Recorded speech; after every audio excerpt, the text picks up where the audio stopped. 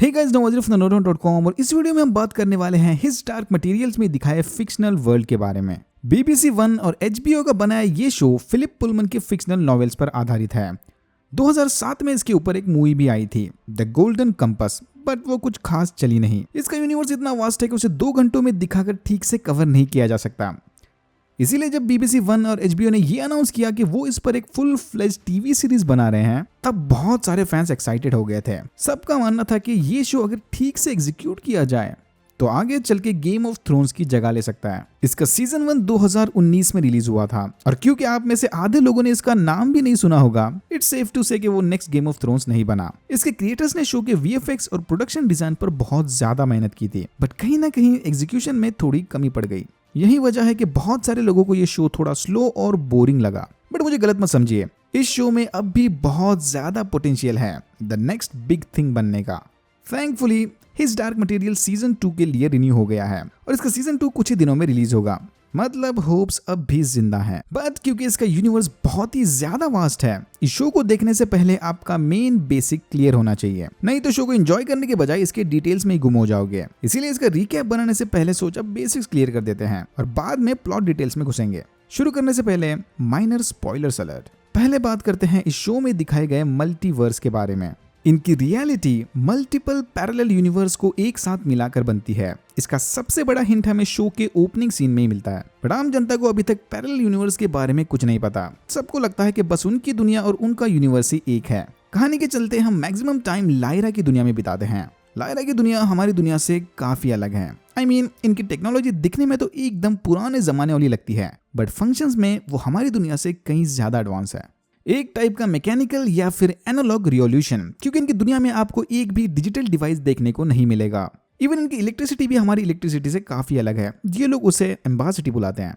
Parallel world, parallel reality. Apart from technology, इनकी दुनिया में सबसे बड़ा चेंज है इंसानों के साथ कनेक्टेड डीमंस। शैतानों वाला डीमन नहीं, यहाँ डीमन का मतलब भी एकदम अलग है। लायरा की दुनिया में हर एक इंसान की आत्मा या फिर साइंटिफिक भाषा में उसका इनर सेल्फ एक जानवर या फिर डीमन का रूप लेता है। हर डीमन अपने इंसान के साथ लाइफ टाइम के लिए कनेक्टेड हो जाता है। इन डीमंस के पास अपनी खुद की सोच या फिर कॉन्शियसनेस होती है। मतलब ये ऐसे ही कोई पालतू जानवर नहीं, वो आपके साथ बात भी कर सकते हैं। उनकी पर्सनैलिटी आपकी पर्सनैलिटी से लिंक होती है। बच्चों के साथ रहने वाले डीमंस जब चाहे तब अपना शेप या फिर स्पीसीज बदल सकते हैं, बट जैसे ही वो बच्चे बड़े हो जाए, उनके डीमंस उनकी पर्सनैलिटी को मैच करने वाले एनिमल का फाइनल फॉर्म ले लेते हैं। इस फाइनल फॉर्म में आने के बाद या सेटलिंग वाले प्रोसेस के बाद डीमंस अपना रूप नहीं बदल सकते। सुनने में बड़ा कूल लग रहा है ना? वेल, उतना ही प्रॉब्लमेटिक भी है। हर एक इंसान और उसके डीमन को हमेशा एक दूसरे के करीब होना पड़ता है। अगर उससे उसके डीमन को अलग किया जाए तो दोनों को जान का खतरा भी हो सकता है। अगर आपके डीमंस को चोट पहुंचाई जाए तो उसका दर्द आपको भी होगा। इसीलिए लायरा की दुनिया में कुछ लोग डीमंस को अपना बेस्ट पार्टनर समझते हैं, तो वहीं कुछ लोग उसे अपनी कमजोरी मानते हैं। बट इस दुनिया में डीमंस सिर्फ इंसानों के पास नहीं होते, बल्कि विचेस या फिर जादूगरनियों के पास भी अपने डीमंस हैं। यस, इस शो में विचेस भी हैं। रुको जरा, सब्र करो, और भी बहुत कुछ आना है। सारे के सारे विचेस जवान और निहायती खूबसूरत फीमेल्स हैं, जो हजारों साल जिंदा रहने के बाद भी कभी बूढ़े नहीं होते। विचेस में एक और चीज कॉमन है, इनके डीमंस हमेशा बर्ड या फिर परिंदे ही होते हैं। अब क्योंकि बर्ड्स हमेशा आपके साथ नहीं रह सकते, इसीलिए विचेस के डीमंस ने उनकी बॉडी से दूर रहना सीख लिया था। इसीलिए विचेस के डीमंस उनसे जितना चाहे उतना दूर उड़ के जा सकते हैं। ये यूजुअली अपने डीमंस को दुश्मन पर नजर रखने या दोस्तों तक खबर पहुंचाने के लिए यूज करते हैं। ओह बाय द वे, अपने डीमंस के साथ साथ ये खुद भी उड़ सकते हैं और भी बहुत पावर्स हैं इनमें। फास्ट स्पीड, टेलीपैथी, फ्यूचर में झांकना और खुद को दूसरों की नजर में इनविजिबल बनाना वगैरह। इनके बाद दूसरी सबसे इंपॉर्टेंट प्रजाति है आर्मर्ड बेयर्स, कवच पहने भालू।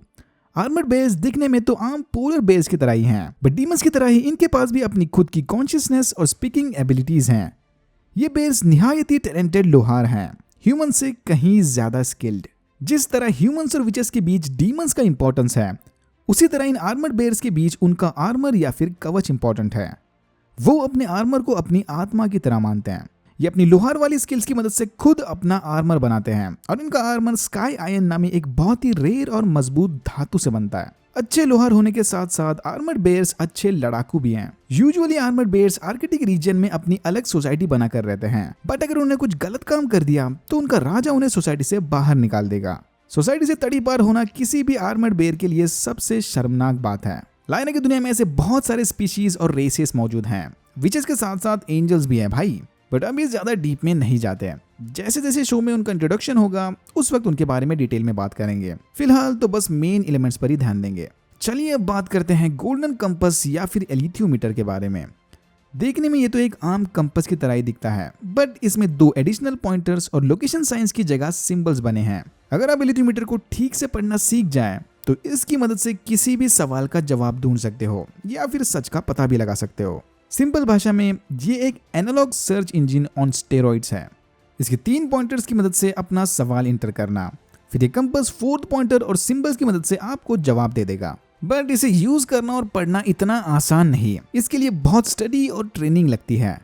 बट लायरा इसे बिना किसी ट्रेनिंग के बावजूद भी हाथ में उठाते ही पढ़ना सीख जाती है, विच मीन्स इसका और भी कुछ डीप सुपरनैचुरल कनेक्शन है।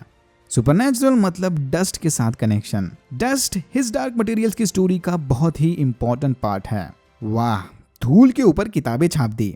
Not exactly. डस्ट ऐसे स्पेशल पार्टिकल्स हैं जो अपने आप को मैच्योर्ड कॉन्शियसनेस के साथ अटैच करते हैं। सिंपल भाषा में लायरा की दुनिया में हर एक एडल्ट ह्यूमन की बॉडी के आसपास डस्ट पार्टिकल्स अट्रैक्ट होते हैं। इन डस्ट पार्टिकल्स को स्पेशल फोटो लेने वाली मेथड्स के थ्रू देखा जा सकता है। अब क्योंकि डस्ट पार्टिकल्स सिर्फ अडल्ट ह्यूमन से अट्रैक्ट होते हैं, बच्चों से नहीं, इसकी मदद से आपको ह्यूमंस और डीमंस के बीच का कनेक्शन भी पता चल सकता है। एलिथियोमीटर में लगा वो 4th पॉइंटर डस्ट की मदद से ही काम करता है।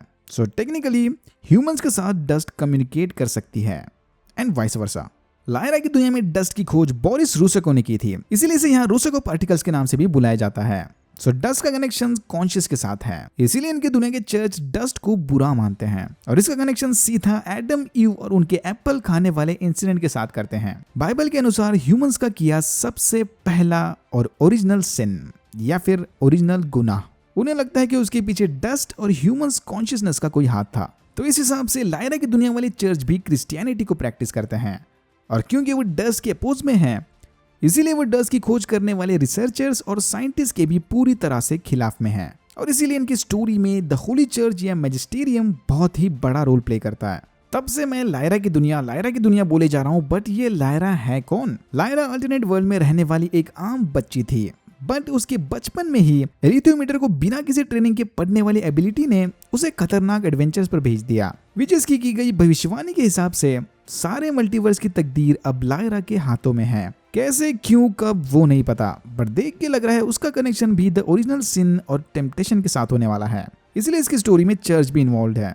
माना कि मैक्सिमम टाइम हम लायरा की दुनिया में बिताने वाले हैं, बट ये कहानी सिर्फ लायरा की दुनिया की नहीं बल्कि सारे मल्टीवर्स से कनेक्टेड है। इसी मल्टीवर्स में हमारी दुनिया को रिप्रेजेंट करते हैं विलियम पेरी।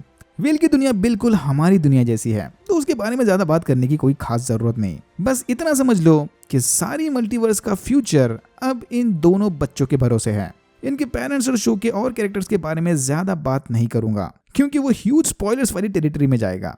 उनके बारे में हम सीजन 1 वाले रिकैप में बात करेंगे, सो स्टे ट्यून्ड। अगर आपको वीडियो अच्छा लगा तो please like, share and subscribe for more videos like this. मैंने ऐसे और भी वीडियोस बनाए जिनके लिंक्स आपको डिस्क्रिप्शन बॉक्स में मिल जाएंगे। Thank you very much for watching and I am hoping to see you in my next one.